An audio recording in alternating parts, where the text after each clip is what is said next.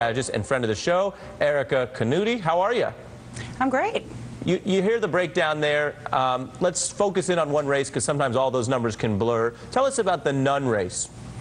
Well, Michelle Nunn's a really exciting candidate. I think, the Nunn name is an important name in the state of Georgia. Her father has a lot of, I guess, still fans. But I think one of the things that we've seen with her, particularly, I'm going to start with her background as a nonprofit, executive and somebody who worked in a bipartisan nonprofit, the Points of Light Foundation. She really can, I think, can portray herself as a moderate, can really be the bipartisan person who can reach across the aisle with a real credibility that we don't generally see with other candidates.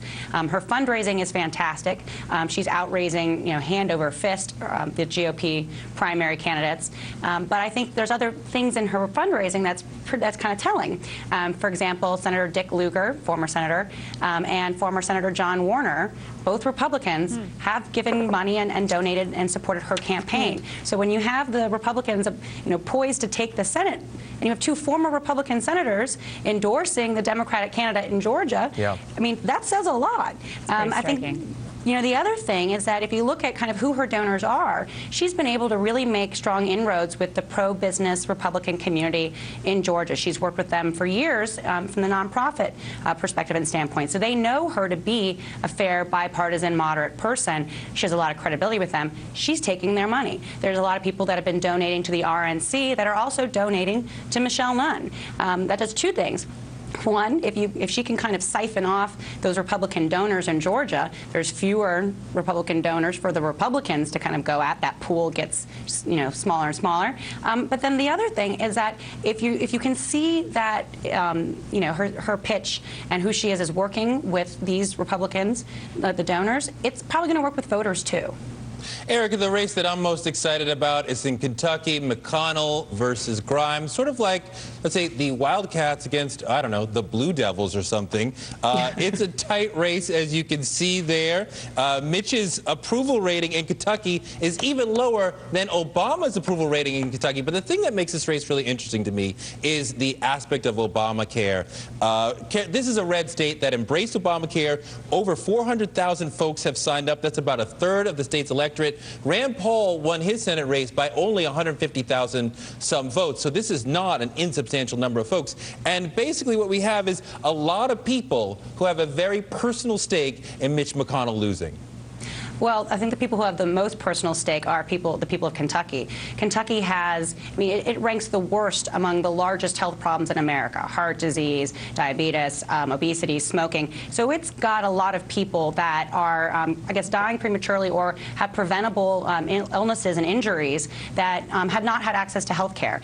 Before, there was about 600 plus thousand Kentuckians that did not have insurance. The new numbers are in. They've been reporting today. Over 400,000 Kentuckians have enrolled in Obamacare. That's 2/3 of those that were uninsured. Those are big, big numbers. And so I think there's a reason why Mitch McConnell's also not as popular as Obamacare in the state of Kentucky. Boom. Very interesting. Obamacare burn, Crystal. Absolutely. When Erikka, I think some of the most shocking numbers to come out of that New York Times poll today was in Louisiana with Mary Landrieu, who people were thinking was really endangered. And here she is up on her opponents big time. Now, the Louisiana race is a little bit more complicated. All of these candidates will be on the ballot in November, and then if no one gets over the 50% mark, then there will be a runoff in December, which looks like where we're headed. But Mary Landrieu looks to be in a pretty strong position right now.